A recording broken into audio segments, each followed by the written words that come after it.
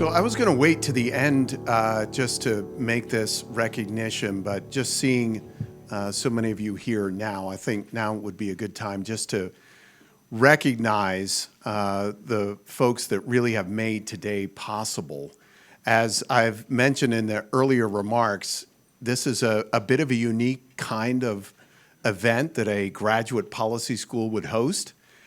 And to make things like this happen requires partners and supporters that are willing to fund that. And so I wanted to recognize our friends at Fieldstead and Howard Amundsen for funding today's conference. Please join me in thanking them for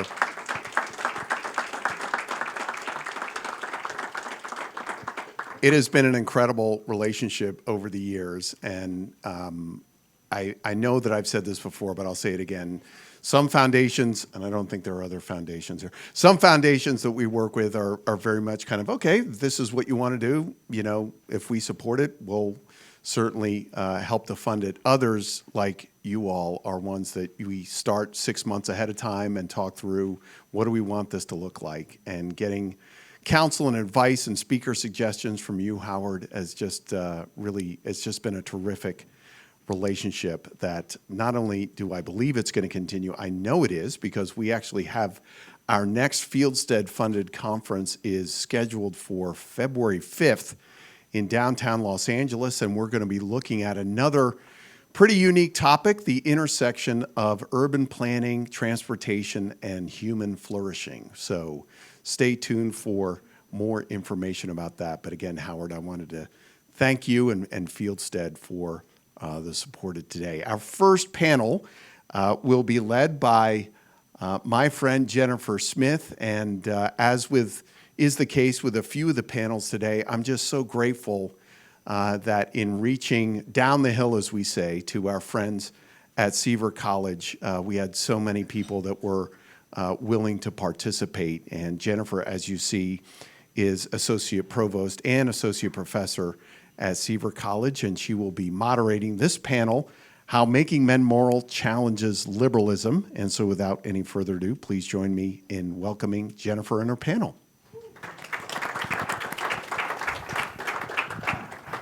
Good afternoon, everyone. What he failed to mention is I'm also a medievalist. So for those of you who missed, we're going in chronological order. We started with the classicists, and now I'm here. In addition to some of the other administrative and faculty roles, I have the great pleasure of running Pepperdine's Civil Discourse program. It's called the Pepperdine Dialogue Dinners. And in our very first year, I took a group of faculty out to see Professor George speak at the Reagan Library. And we read another great classic, Conscience and Its Enemies, Confronting the Dogmas of Liberal Secularism at that time. And so I was so pleased when Pete reached out to me, because I knew that whatever followed would be worthwhile. Because in the reading and rereading and discussion, there's so much to learn from words so carefully wrought. And we know that that's true of everything that Professor George has written. The purpose of our panel, indeed our day, is to have a very good conversation. So to that end, I'm going to start with brief introductions for each of our panelists. Last week in a Zoom meeting, we came up with the order of operations, so to speak. And we've arrayed ourselves on the stage in that order, but it's not the same as in your program, so just be aware of that. After introductions, each of our panelists will be giving brief remarks of 5 minutes. Pete, they've been told, and also will be privately rebuked afterwards if they exceed that time. And then I'll pose a couple of questions and then open it up to first our panel and then to the room as a whole. Jesse Covington is Professor of Political Science and Director of the Augustinian Scholars Program. That is the honors program at Westmont College. His research interests focus on the interrelation of religion and government with a focus on First Amendment law, natural law, and the foundations of political liberalism. He graduated from Pepperdine in '97, where he completed Seaver's Great Books program. He's a go-site for those in the know. He went on to earn a master's at Westminster Theological Seminary and a master's and PhD at Notre Dame. Between 2014 and 2015, he was also a fellow at the storied James Madison program in Princeton. Paul Contino.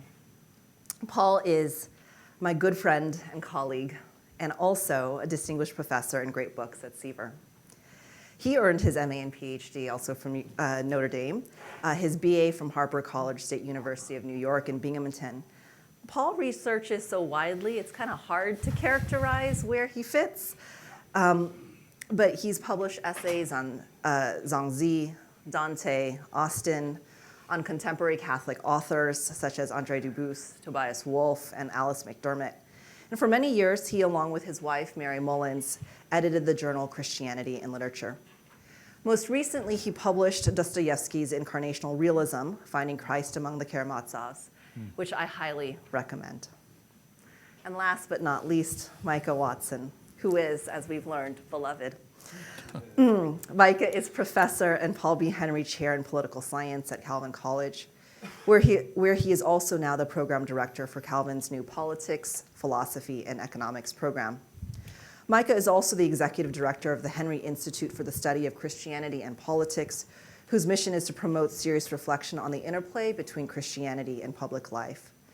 Micah earned his bachelor's from UC Davis, an MA in Church State Studies from Baylor, and master's and doctoral degrees in politics from Princeton University, where Dr. George was, as we know, his doctoral advisor. He too is an accomplished scholar and writer who works in the areas of political philosophy, politics and religion, politics and literature, ethics and public policy, and constitutional jurisprudence. Micah and Jesse have collaborated on a number of projects, most recently a new book. Google Books predicts, and I don't know if this is actually right, a publication date of January 7th, 2025. Also co-authored with Brian McGraw. This one called Hopeful Realism, Nice. Evangelical Natural Law and Democratic Politics. Hopeful Realism is a generous guide for evangelicals concerned with bringing their theological commitments to bear on their political judgments. Please join me in welcoming these three speakers.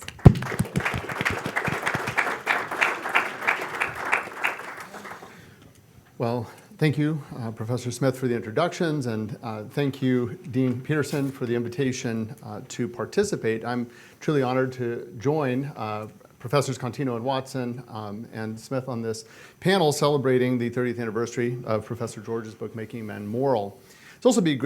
It's also great to be back on the campus of my undergraduate alma mater. My memory does not deceive me about the beauty of the views. Every time I come back, I'm like, nope, it really is that beautiful. And yet, I think my memory does deceive me about what it was like to be a cross-country runner here, because somehow it seemed manageable when I was that age, and now much less so. But thank you. I'm grateful to be here. Our panel is titled How Making Men Moral Challenges Liberalism. In my brief comments, I'd like to first note what I take to be the central challenges of making men moral to liberalism. Then I'd like to briefly address how its arguments might relate to our current context, particularly as regards changes in the culture, including the moral ecology. And some of what I'll say will echo what Professors Katz and George were discussing in our previous segment. So first, the challenge of making men moral to liberalism, perhaps most centrally. This book demonstrates the failure of neutrality to operate as a coherent basis for liberalism. It shows how liberal theorists across a range of positions are inconsistent or simply fail to provide a sufficient basis for their positions. These accounts don't offer sufficient reasons for liberal commitments. Against anti-perfectionist liberalisms, the book defends the perfectionism of the central tradition, of Aristotle, Aquinas, and others, arguing that laws can and should support moral ends. Such laws shape the moral ecology toward or away from true human goods, creating environments that are either more or less conducive to the good life for citizens and affecting their ability to choose a morally good life. Finally, Making Men Moral provides a case for meaningful civil liberties grounded in human goods, challenging the assumption that liberty must be at odds with perfectionism. It argues instead that reasoning from true human goods provides a more secure foundation for a liberty regarding political order. So that's what I take to be the central challenge of the book to liberalism. Now, how do these relate to our current context, particularly as regards changes in the culture, including the moral ecology? In short, I think the need to hold civil liberties and moral foundations together has, if anything, increased. But I also see changes that suggest windows of opportunity, potential inroads for these sorts of arguments. As I see it, our current context suggests two sorts of change. First, there's evidence of weakened foundations for a robust moral ecology. This weakening moves in two distinct, and I would say inconsistent, directions affecting public life, both of which have been mentioned already, but I'll highlight them here. On the one hand, while it's lost credibility in academic circles, the specter of neutrality continues to haunt our public imagination. While fewer scholars may be making public arguments for a Rawlsian neutrality, the squeamishness about consistently applied moral reasons persists in many contexts, which is particularly relevant in a democracy. On the other hand, affirmations of unguided, expressive individualism as a moral right have become much more normalized. I was struck in preparing for this conversation that the most extreme account of liberalism challenged in chapter 5, particularly that of David Richards, who argues for the positive moral value of unguided desire fulfillment, even for patently immoral behaviors, has found increasing plausibility in the public imagination. That's not to say that this view has better grounding, just greater traction. I think the moral ecology has made it plausible. On this telling, the frustration of desire is a first-order moral wrong, and the fulfillment of desire is not just morally permissible, but a moral good to be respected and even endorsed by others. Laws and even private actions, which make judgments about those inclinations, are increasingly seen, as Richards described them, as spiritual violence on the moral integrity of those who hold them. In response, laws are increasingly willing to offer or require public affirmation of inclination-based autonomy. If I'm correct about these changes, then Professor George's critique remains deeply salient. More encouragingly, the expressive individualism's openness to affirming moral claims in laws may portend potential inroads away from neutrality to pursue a more reasoned and less emotivist political perfectionism. Moreover, I think there is growing evidence of an awareness that the laws and social practices of a community do indeed shape the options available to its citizens. Some refer to these as systems and structures, but there may be windows of opportunity for engaging the import of a moral ecology over and against a more individualistic account of negative liberty. More briefly, the second sort of change is this. I think it's implicated even by my comments about laws offering or requiring public affirmations of inclination-based autonomous choices without regard to reasons. This change is simply that there are weakening commitments to a liberty-protecting political order. Perhaps predictably, those who find an expressive individualist vision of the good life implausible in theory or disastrous in practice are prone to swing the other direction, away from it. And away from liberalism altogether. The new challenge to liberalism may be those on both the right and the left who are simply prepared to reject it.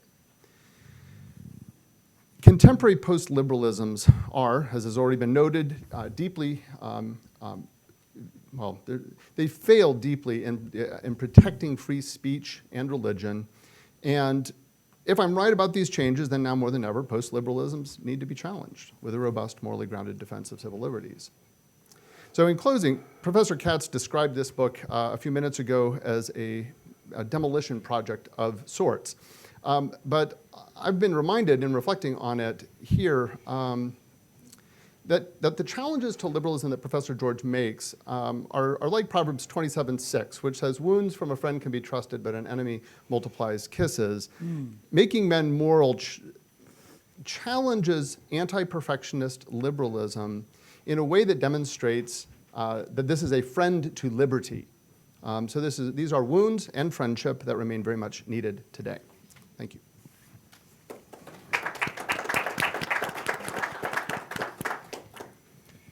How Making Men Moral Challenges Liberalism, the Case of Abortion. I'm honored to respond to Robby George's cogently argued book.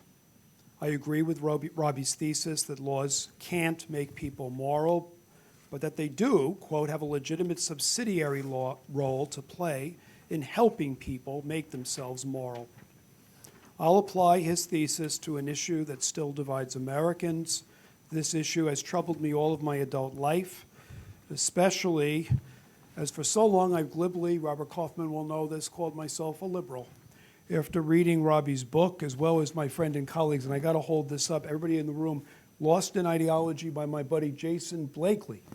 Splendid book, Seaver College, Political Science. But after reading these books, I'm not as comfortable calling myself a liberal. However, I am still what you might call a commonweal Catholic. Hope that's not too in crowd. Robby knew what I meant. He said that makes me a dinosaur. I want to resist and say if you've seen the 100th anniversary issue, it's still alive and well. Okay, but let's live in hope. Okay, I never believed the old saw that you can't legislate morality. Ironically, I first heard it pronounced by an Irish Christian brother teaching my AP history class on Senior Farrell, Staten Island, New York. I was completely baffled. Then in 1985, I was a grad student at Notre Dame. I heard Mario Cuomo contradict himself when he argued that abortion was immoral but should remain legal. He also claimed that capital punishment was immoral and therefore should be illegal. 20 years ago, I wrote the LA Times. I wrote an editorial for them exhorting John Kerry, who I wanted to vote for, and I did, to apply his campaign mantra: we can do better, help is on the way to women facing unwanted pregnancies. Why not a federal policy that would encourage such women to bring their babies to term? As Robby himself writes in The Clash of Orthodoxies, no thoughtful pro-life advocate will deny that effective assistance to pregnant women in need is essential to the pro-life cause. Compassion for such women and justice for their children demand no less. For a few years after that, I served on the board of Democrats for Life for America. We thought we could make a difference. It still exists. In 2009, some of you will remember this, Notre Dame, President Obama, graduation, he exhorted the audience, let's make adoption more available. Let's provide care and support for women who do carry their children to term. Since then, the Democratic Party has become far more extreme. Reproductive rights is the euphemism used by Kamala Harris to signify an unrestricted right to abortion. This Orwellian catchphrase seems to have become liberal dogma, and I voted for her. Like Robby, I'm appalled by the president-elect's immoral example, as witnessed most recently by his nomination of a misogynistic attorney general who now has thankfully stepped down. For a long time, many of us who were pro-life thought that the overturning of Roe could resolve the issue. We didn't think it would happen. With Dobbs, it did. And our country feels more divided than ever. Minnesota has no restrictions on abortion, even at 9 months. But in those states that have outlawed abortion, women suffering miscarriage can't find doctors willing to treat them. Some die. In the mid-1990s, this is very personal, my wife and I were living in Indiana where she suffered 2 miscarriages. In 2024, she could have been one of the casualties. These are the anecdotes, of course, that Kamala Harris held up, even as she refused to make any statement about late-term abortion and about the larger reality that I want to address here: 1 million healthy pregnancies aborted in our country each year. Despite our nation's divide, there exists, I think, a large swath of common ground, once taken for granted. Now it seems largely ignored. I believe most people would rather see a baby brought to term and adopted than aborted. And this is my premise. I thus believe that most people would support a federally supported, funded adoption program presented as a clear and morally better choice than abortion. Such laws, enacted in conjunction with local subsidiary initiatives, could provide financial incentives to adopting couples and offer non-coercive persuasions to the mother. Prudentially crafted and applied, these laws could meet the challenges posed by those like law professor Melinda Seymour, who defends abortion as a social good. She argues that, quote, notions of adoption as morally superior to abortion are mythologized because they ignore, and here I do think she has a point, issues of racism, patriarchy, and poverty. Such issues would require attention when crafting the legislation I'm imagining and proposing. Robby and I may not agree on every piece of morally inflected legislation, but we agree that abortion is morally wrong and not a social good. I believe that the federal government has a role to play in advocating a clear moral stance. Adoption is morally a better choice than abortion. Maybe that makes me a liberal still, I don't know. But I do remain inspired by what Robby calls in that final chapter a pluralistic perfectionist theory. And to quote another friend and colleague in political science, Robert Williams, who wrote this the day after the recent election, we are better than this. Morally and legislatively, we can do better than this. Bipartisan laws, prudently crafted, prudently applied, could help us do better. Thank you. Thank you.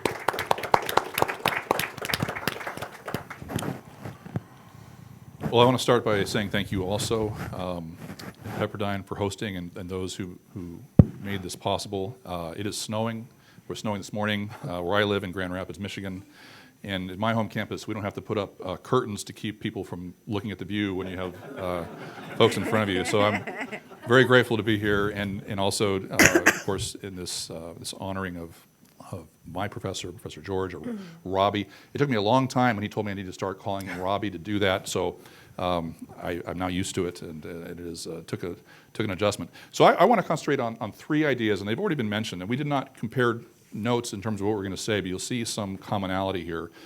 Three terms that are ideas that were really expressed in the book 30 years ago, or 31 years ago, and that remain salient, very important. And the first idea is this idea of moral ecology that Robby talks about in the book. And here actually the ocean and the beach makes, for my mind, a great example of what this means, which is if you can remember what it was like to go out and go wading into the ocean, and you look back on the shore where your towels were, your umbrella, if you're not careful, after a few minutes you will find that you have drifted quite a ways from where your original spot was on the beach. And I think that what Robby does when talking about moral ecology is the idea that culture is moving us one way or another, always. There are winds or there are currents, better given the ocean analogy, and that you have to consciously push against those currents to stay where you're at or where you align with on the shore. And the moral ecology that we live in, much like an environmental ecology, it's hard to fight against pollutants if they're just everywhere in your water or the air. So it is with morality, and Robby makes this case. And that changes over time.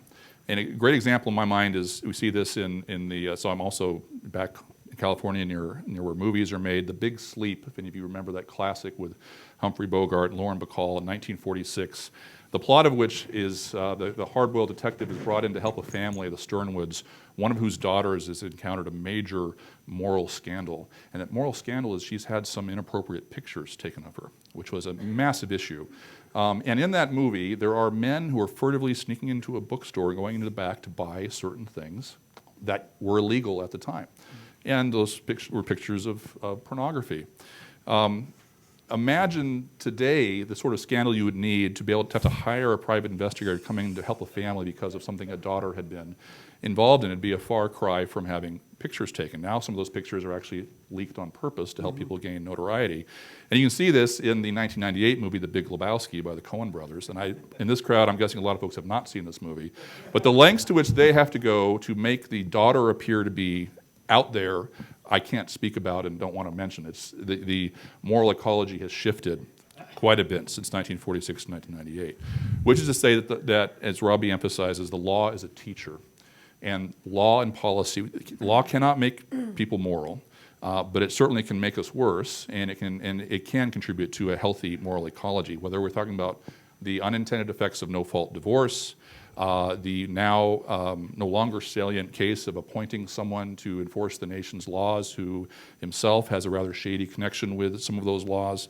Think about what it's like if you want to raise chaste children today, or porn-free kids. When I grew up, as a child, as a young teenager, if I wanted to make that decision, I had to go to a store and give someone some money and look them in the eye and take the material, and contrast that with what an 11-year-old boy can access now on the screens that we carry around with us everywhere. So this first idea is moral ecology, which remains as salient as it ever was, and even more so. The second is the idea of reason and the sort of creatures that we are. If you look at our civic discourse, how many responses to an argument or a claim get the response, you only say that because. You only say that because you are Catholic. You only say that because you're a woman. You only say that because you have a certain wealth status. We have taken to attributing someone's motivation entirely to their identity, or at least we very much overdo it. And those identities matter.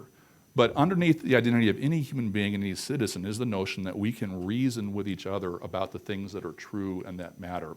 And Robby is a champion of that kind of reason in how he argues and how he represents those he's arguing with. The alternative is really going to be, much like free speech, you need to be able to believe that your interlocutor can reason with you. Otherwise, every disagreement gets boiled down to just a clash of two animals fighting over what they desire. Thomas Hobbes, one of the precursors of liberalism, not a liberal himself, he said, "For the thoughts are to the desires as scouts and spies to range abroad and find the way to the things desired." And David Hume, who was a liberal, says much the same thing, which is to say that our reason is entirely instrumental. And Robby's work in this book and following argues that no, our reason cannot just tell us how to get the things that we desire, but what things are worth desiring. And that we need to champion that capacity in ourselves and in folks who we disagree with and how we treat them in our civil discourse. The third idea is neutrality, which has already been mentioned.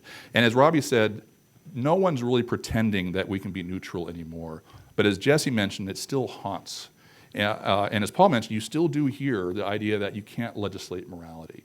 And the truth is you can't not legislate morality. Every law, every policy has behind it the notion that this will either preserve or promote something that is worthwhile, which is to say it'll be better if we pass this law or policy, which is to say everything has a moral component to it.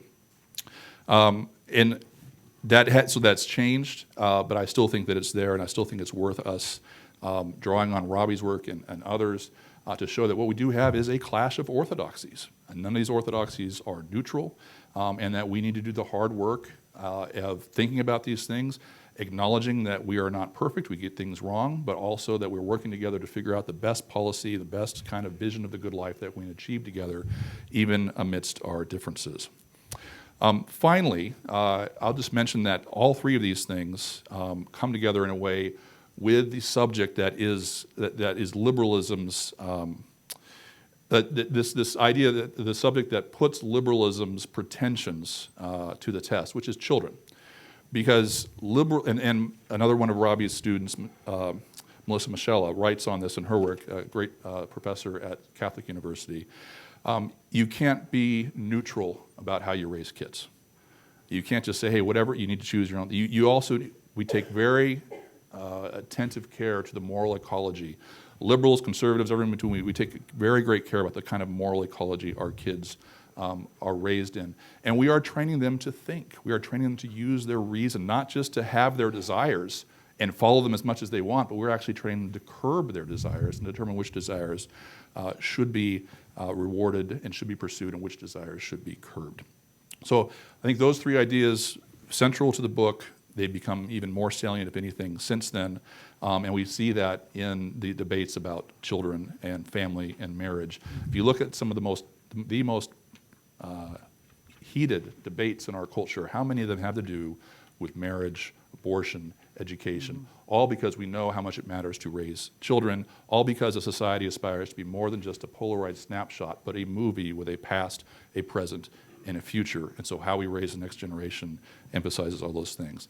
The last thing I'll say, and this is a compliment to Robby's standing in his own convictions, is he's now being criticized by folks on the right for being too liberal, because he gives liberalism credit when it comes to things like free speech and freedom of religion and those sorts of things. So, which I take as a pretty good testament to the legacy of this book and the ongoing legacy of his work. So, thank you.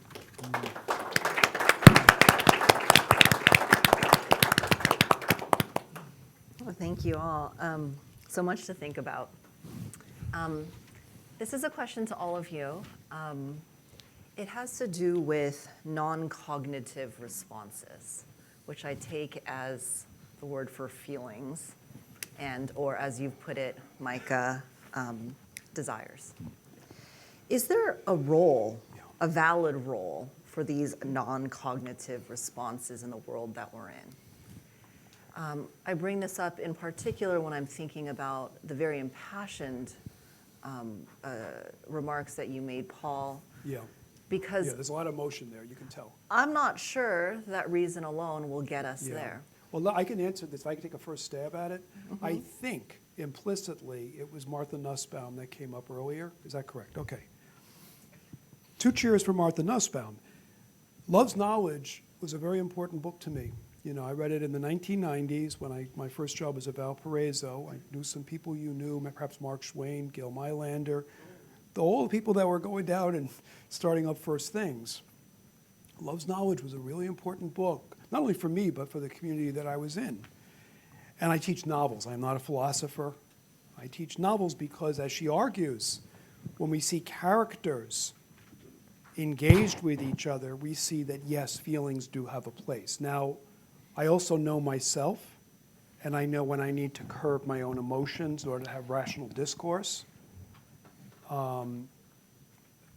Frankly, it's part of the reason I admire people like you who can outline an argument with such disciplined clarity and then respond to it, okay? And I think there's something very, very important about that. But I would say, yes, feelings do have a role to play in the moral life.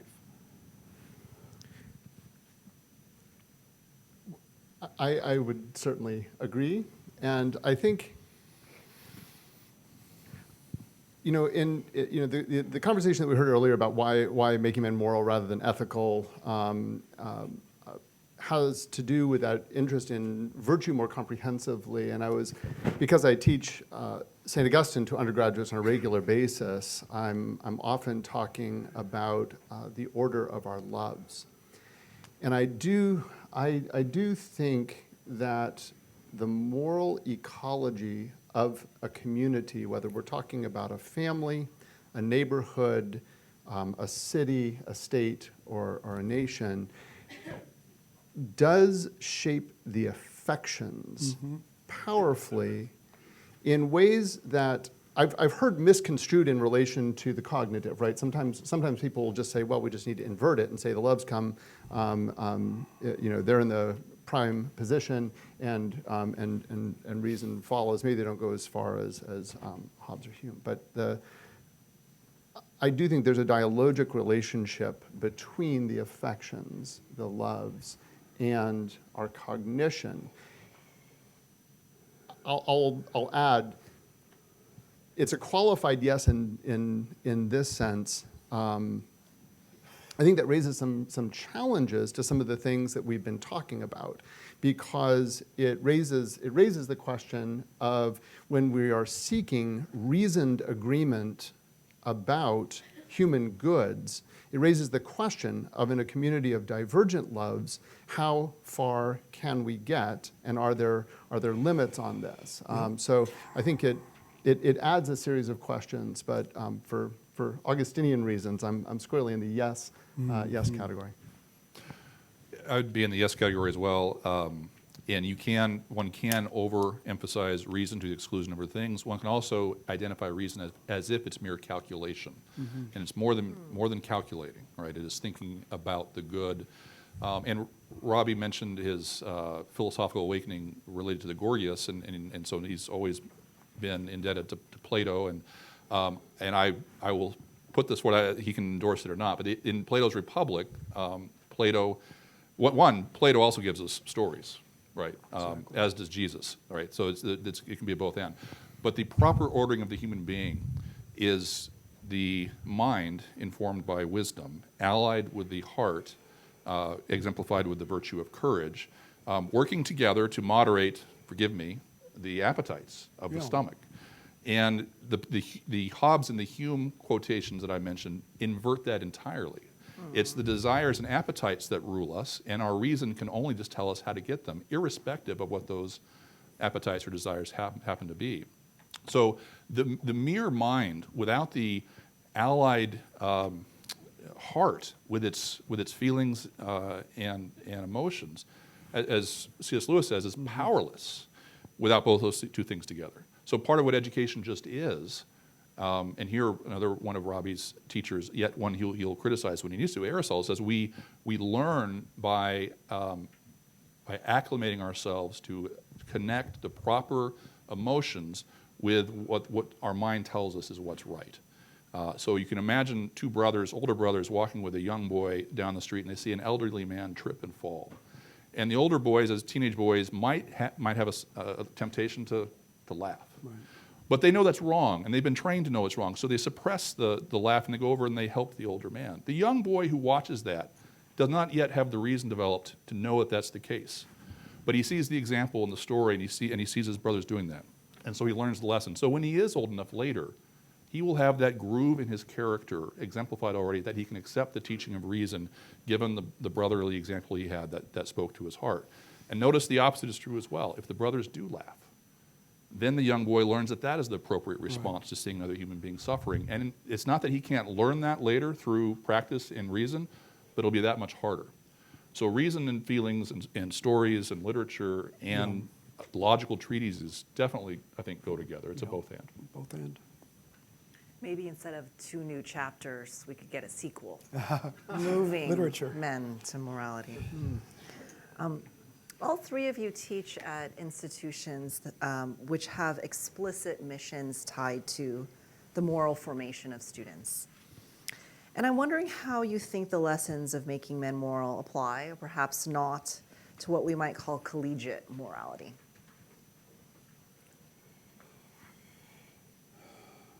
In a distinctively Christian institution?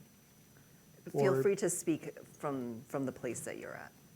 I mean, just off the top of my head, we have more freedom to do it. I mean, I say a prayer at the beginning of class, and, today in class, we were talking about reasoned disagreement. They're preparing final papers in a course called Foundations of Reasoning. It's a brand new freshman class, and we're talking about all kinds of crucial ideas: freedom and responsibility, the role of faith and reason, suffering. It's modeled a bit on God and the good life. You may have heard the Notre Dame class that has begun and been quite successful there. But we were talking about, okay, you're writing a long essay on the good life. What do I mean by the good life? Like the full human life, eudaimonia. We read Aristotle. A fully flourishing, virtuous life. Already we're coming into that language. And could I do that at USC? I don't know. I got lucky. I got a job at Valparaiso, and I got a job at Pepperdine. But I went to school I'll say this, too. This goes to your point about being a heretic, I suppose. I went to Binghamton, and I still said what I had to say in those classes. I was an undergraduate.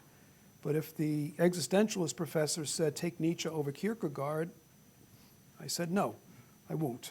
And there's a way of doing that. I don't want to short sell state schools. There's a yearning I sense from my friends who teach at state schools for this kind of discourse too. And it doesn't have to be coercive. It doesn't have to be polemical. It just needs to talk about questions that really matter. But I can only speak from experience teaching where I've taught. So I'm going to get the quotation a little bit wrong. So one of my Catholic friends, Pope John Paul II, said that faith and reason are the 2 wings upon which the human soul, human soul takes flight. And so so I teach at a Protestant school. We do have folks from all different faiths. But I'd say one of the great things about Robby's approach is if one grows up in a faith tradition and thinks that that's the only way that moral truth can be shared or arrived at. Well, Robby's work in this book and his subsequent books are a great counter to that, because he's a person of deep personal faith and not reluctant to say that. And yet, you would not read this book and think, aha, he is relying on Deuteronomy and the Gospel of John he's relying on the idea that all human beings have the capacity to reason. As a Christian, I want to tell that story by bringing in the Imago Dei, and that we all have that. Even folks who don't recognize the author of who they are still have that. And so in that sense, it's very helpful. I'm a Calvinist, teach at Calvin. I believe in the Bible, but the Bible itself points outside the Bible to other sources where God has allowed us to learn things. And so I would say that Robby's work is helpful in that regard, in strengthening believers to know that you can find truth, certainly in Scripture and in the church tradition, but also in the world that God has given us and the reason that He has given us as human beings to understand and enjoy the world He's given us. So. Well said.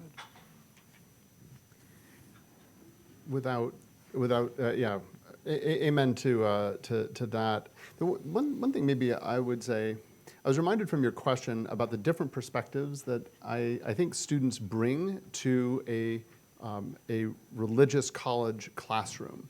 And I remember just not long ago, I sat down with a young man over lunch who was going to vote for the first time in a presidential election and hadn't really ever stopped to think, what difference does my faith make for how I vote? And so he had asked each of his parents, which I, is valuing where he's from, and he got very different answers from his parents. One said, it shouldn't influence the way that you vote at all because you can't impose your views on other people.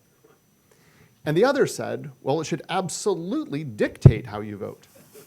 So he came to me to break the tie. I was going to tread carefully.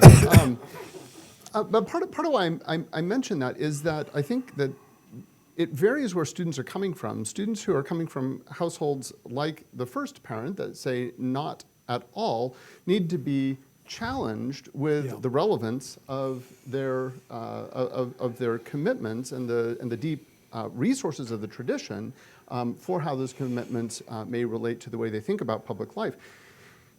On the other hand, there's some risks in the second position that I think make them susceptible to the types of post-liberalisms that we see manifest today.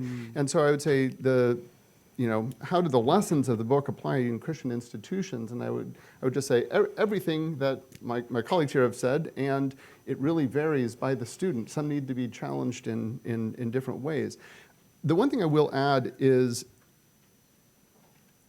in a season where, as Micah put this very well in his remarks, in a season where there are reasons to treat all arguments as ad hominem, and to treat them as extensions of identity and experience.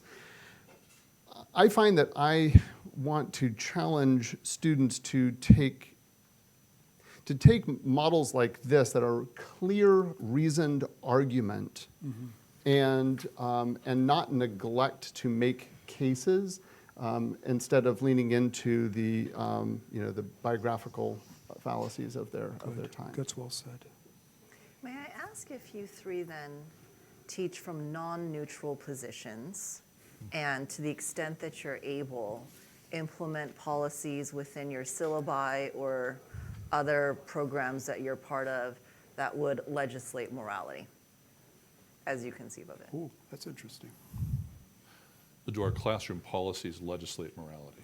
A very simple one might be something like, I prohibit the use of electronic devices in this classroom because it's a source of distraction to you and could lead you astray. That's sort of a gentle one, right? But there are all sorts of things that as faculty we have great latitude over, and we can theorize about how it might operate on a state or national sphere, but in some small way, every semester comes with it a new set of standards. So I'll say, so I do, I've tried very hard to just outlaw screens, and my rationale is it's because this is better for you. Me too. So it's entirely paternalistic, but I also think can play the liberal card and say you have volunteered to come to college with me and take my class, and I give them an email a couple of weeks beforehand so they can choose to stick with the class. or not. In my syllabus, we have a section on academic dishonesty, and I lay out the regular reasons, and I say, it's also the case that most of you are Christians, and in that sense, I'm your Christian brother, and this is a way of bearing false witness.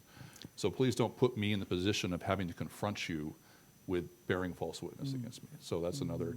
But then I also, so the other place where it comes, I had the privilege of witnessing Robby teaching his famed constitutional interpretation course at Princeton, which Princeton students now avoid because there are so very few A's given in the course, and they've got to keep those GPAs perfect.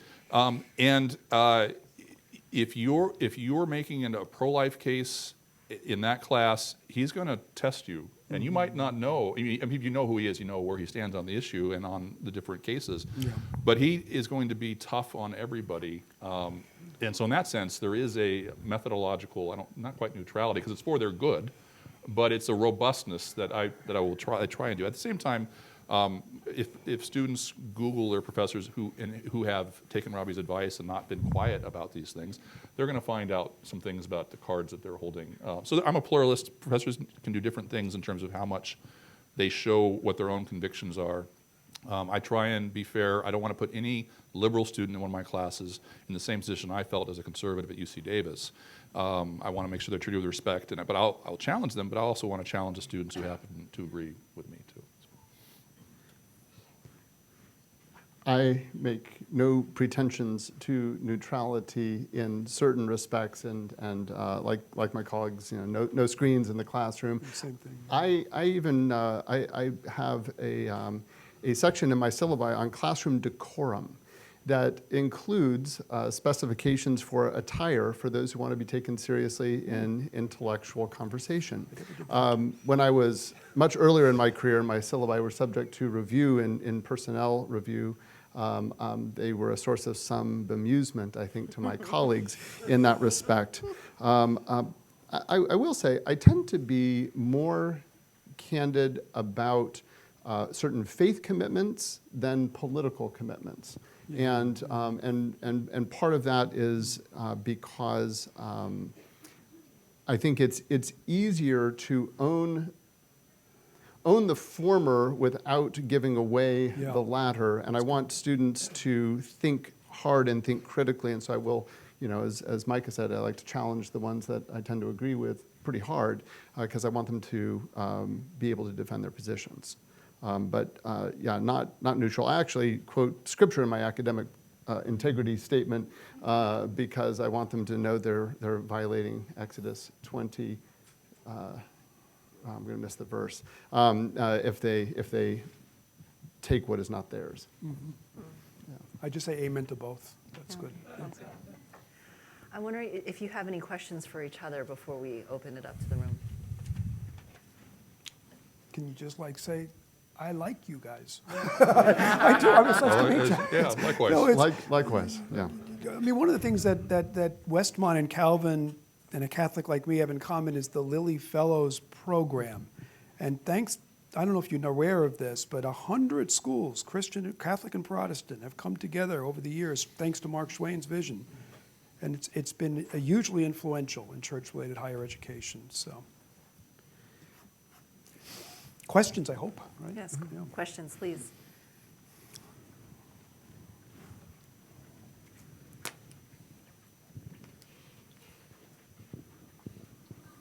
Hi, so I wanted to ask a question related to how we may go about legislating public morality and this idea of pushing back against the current that you talked about. So my question is do you think it's important in a liberal democracy for public morality sort of to be legislated out of self-governance, or rather than coming top down from those who occupy elite institutions or those in government?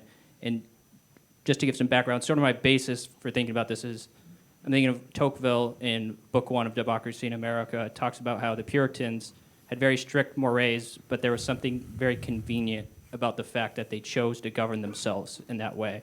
So I'm just curious what you make about this idea of morality coming out of self-governance.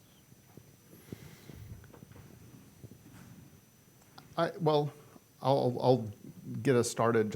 I mentioned Augustine earlier, and I think of his critique of Cicero's definition of a commonwealth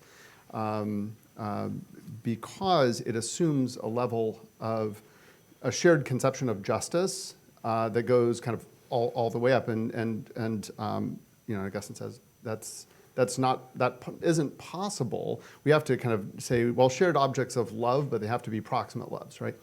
And he says, the better the community, the better the loves. The worse community, the worse the loves. And so it's, in one sense, it's getting out some of these ideas of moral ecology. For me, what that points to is that you can make progress in a democratic context, but with a strong bent towards decentralization. That is, the thicker the decisions are, the lower they need to be made in the social order. And I know that we have a conversation coming up about subsidiarity, so I don't want to encroach too far on that. But I do think it's possible, but it requires a strong inclination toward decentralization. Bob had his hand. Oh, I was just going to say just quickly, I'm not as allergic to top-down. It seems to me the presidency is a leader, and some of our great presidents, if you think of Lincoln, I'm not a political theorist like you guys, but there's a way in which that old bully pulpit can go a long way. So I think there's a role to play there. So anyway, next question. I have 2 points as the skunk in the room. One on your question about feelings.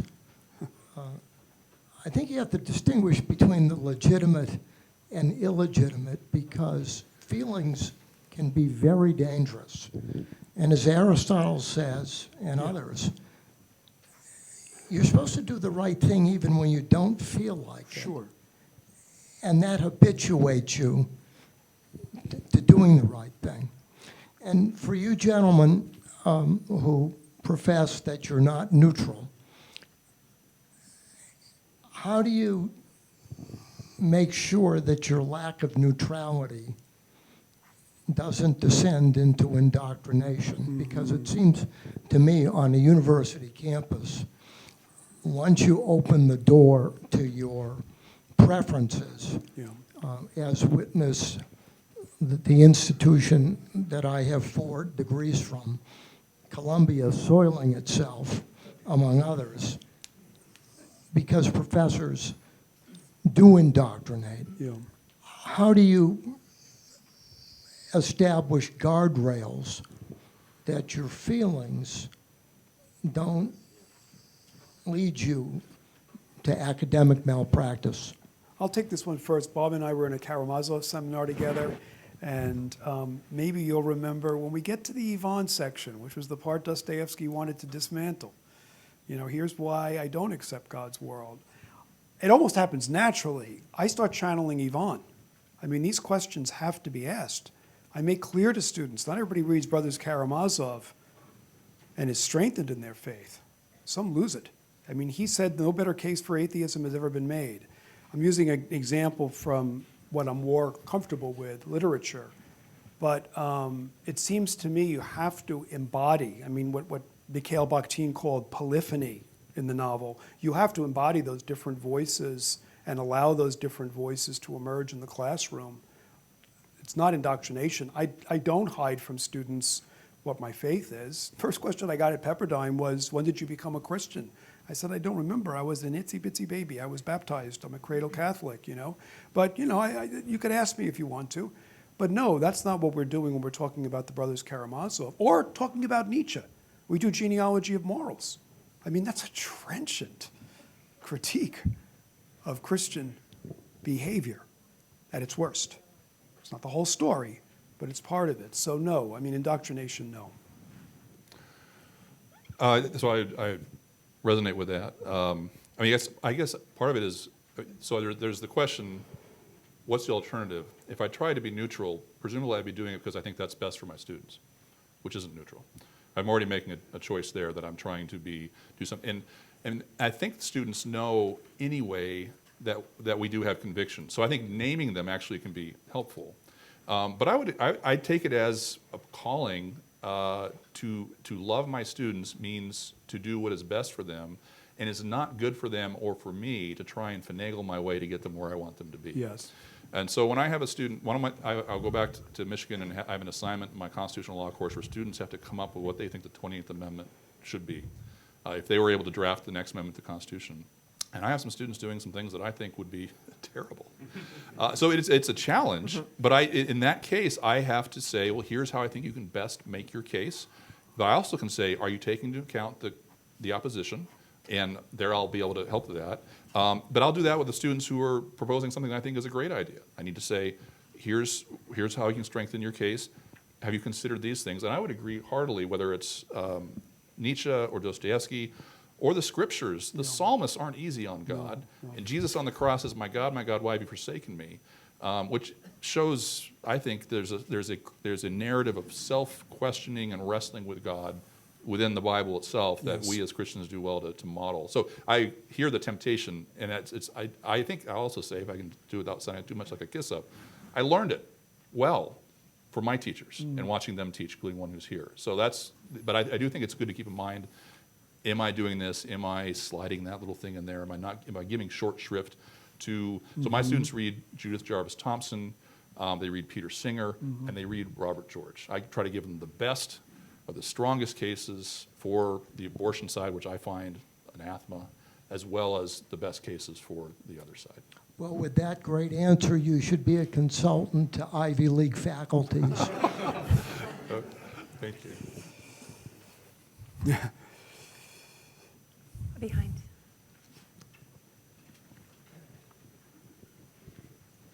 I really appreciated that the questioner before last mentioned de Tocqueville and his reference to mores, which is really worth pointing out that is where the word morals really comes from. Customs, the very word comes from the same word, mores, customs.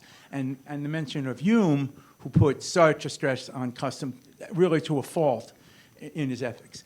And so one person who doesn't come up as often as they could, and that might really be helpful for the compromise, for the non-cognitive part, is Adam Smith, who really was trying to help his friend Hume out with the problem that he saw him get himself into by putting such a stress on feelings, by coming up with this notion of a well-informed, impartial spectator in his book, The Theory of Moral Sentiments, which was his favorite book.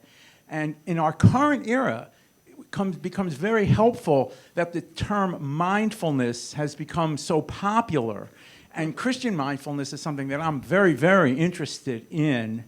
And Smith was too, and he was trying to work it in, this impartial spectator who observes from the outside in, which is what mindfulness is, and makes assessments and discernments, a term I coined called the wise advocate, to help us make these decisions.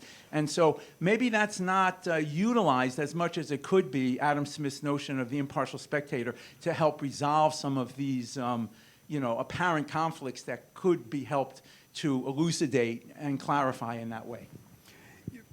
Amen to that. So does anybody read Arthur Brooks here? You know who he is, right? Okay, I mean, he's terrific. And what I love about him is that he'll say much like what you just said. I mean, he's a Catholic, but he draws from the Buddhist wisdom. It goes a long way. And he talks about resisting the reactive mind. We have these reactive minds. Oh, an issue comes up, knee-jerk response. Oh, I hear this word, boom. No, it's not the way to be in the world. So that's very helpful. I didn't know Adam Smith was a Buddhist, though, so that's good to know. No, I'm kidding. It's a joke, yeah. Yeah. No, it's true. I didn't know. It's cool. Yeah. Do we have time for one more, Pete? Yeah. One more question. Oh, yes. Thank you all for being here. I had a question on if you feel like there's a limit to reason, because it seems like the most reasoned and wise people of Jesus' day actually killed him. And so how do we move when he said, what you don't understand about the law is it's wrapped up in love. It's wrapped up in love of God, love of yourself and others. And so how do we work to transition the reasoning of the mind and understanding it from here to the heart, right? There's a saying that the longest journey in life is the 1 foot from your head to your heart. And so how do we, instead of just training people and teaching them these principles, how does that transition to actually practical everyday life, loving a friend who has had an abortion? Yeah.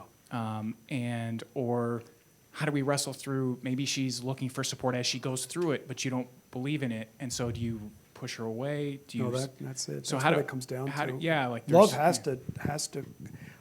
I mean, you mentioned the abortion one, and my emotions, and then because I'm emotional about this subject, but you have to love the person.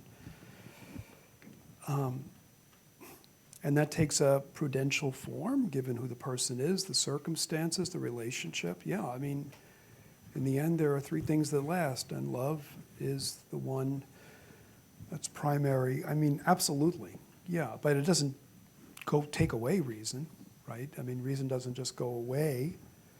Heart has reasons that reason doesn't understand. Pascal's helpful there. Jamie Smith, your colleague, we're not brains on a stick. That'll only get you so far, You gotta be with people. Anyway, that's my ramble. So what do you Yeah, I think you need more than reason, but you don't need less. Yeah. And at different seasons or different cultures, you can have the romantics emphasize the feelings too much, and the rationalists emphasize reason too much. So I think you do need to emphasize both. There's a well-known Protestant figure named Tony Campolo, just passed away. I didn't agree with everything that Campolo ended up believing or teaching, but he was famous for drawing on faith. See, I was going to say first, well, you need to have faith, but it was also the religious folks who had Jesus killed too, right? Not just the wise ones, but the religious ones. And Tony Campolo was one of the anecdotes about him. He was he was in Hawaii for a talk 6 hours ahead of time, giving us on the Eastern Coast. He went to a diner, and at 3 o'clock in the morning, a group of prostitutes come in after having done their night's work to have their meal, and he overhears one of them talking about that it's her birthday tomorrow, but no one doesn't have any family. He organizes a birthday party for her the next day as a Christian, and then the guy who was there at the the Waffle House or whatever says, "You're religious. I don't know of any faith that does that." Well, my faith, we throw birthday parties for prostitutes, right? And if you look at the people that Jesus hung out with, he hung out with folks that the elites would not find worth their time. So I actually think reason matters, but ultimately faith and the church and reason is going to have a lot more purchase when there's something more than reason going on in a society. And so I think the place where that starts is the family, the church, the parish, and then places of reasons, institutions like universities and think tanks. They will work better if those other things are healthy. I think the way Micah put that's just wonderful. One of the things that I said during COVID, when at least initially when we had to kind of move everything suddenly to Zoom, was we could deliver intellectual content. So we could deliver the stuff that we can reason about over electronic media. But it took away the relationality that exists in an embodied classroom where you're kind of doing life together. The conversations continue when you're on your way to lunch, what have you. And so it dried up a lot of the sap and the richness of human relationships. And so I think about, I like what Micah said about we might need more than reason, but we don't need less. We need the content, but we certainly need more than the content. And you mentioned Jamie Smith, the liturgies of our communities that shape our affections Through our bodies. Through our bodies, I think are a big part of that. And when we think about learning. When we think about learning, I think more about who I've studied with, not just what they taught me. And so I appreciate just to bring it back to the book. I appreciate the way that the goods, the irreducibly variegated goods that Professor George grounds his his understanding of a political order and in the end, civil liberties on, is deeply relational, right? I mean, what's the value of free speech as it's described in the last chapter of the book? Well, it's to enable making inner lives shareable in ways that enable and make cooperation possible. And so I see that as a vision for the lived relationality of human goods that is the more than just the rational. Jennifer, could I just very quickly make a concluding comment? I want to thank the panel. You've managed to. I want to thank the panel because you've really managed to get onto the table 3 background issues that are rarely noted in the discussion of my book, but are doing a tremendous amount of work. One is the critique, which Micah brought out, of the purely instrumental view of practical reason. My critique of Hobbes and Hume and the idea that reason can't tell us what to want, but only tell us what to get what we want. Second is my defense of the Platonic Aristotelian understanding of the rightly ordered soul, where the emotions are not obliterated. It's not Stoic or Buddhist, although I have enormous respect for both of those traditions and actually went out of my way to study Theravada Buddhism extensively. It's not that, but where rather we've got a proper ordering of the intellective part of the soul, the spirited part of the soul, and the appetitive part of the soul. And then the third, which came out right at the end thanks to Jesse, is my defense of hylomorphism and the rejection, my critique of both ancient and modern conceptions of the self, of the philosophical anthropology that conceives the human person as essentially a ghost in a machine, that we're non-bodily persons inhabiting non-personal bodies. It's rare that I hear anybody mention any of those things in relation to the book, but they're doing a very important amount of work in the background. So thank you for bringing them forward. Thank you. Thank you.